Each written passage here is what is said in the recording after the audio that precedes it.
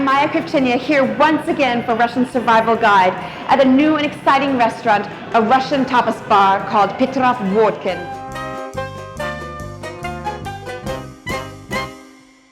Petrov-Vodkin was one of the Russian avant-garde painters of the 20th century. One of his most famous paintings, the subject is a red horse, the theme which you will see throughout the restaurants.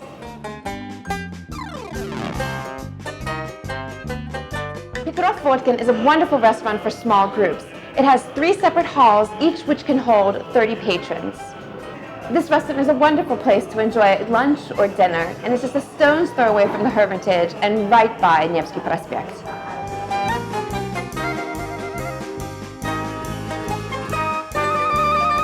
Tsar Events will gladly organize an intimate dinner for you here in Petrov-Vodkin restaurant.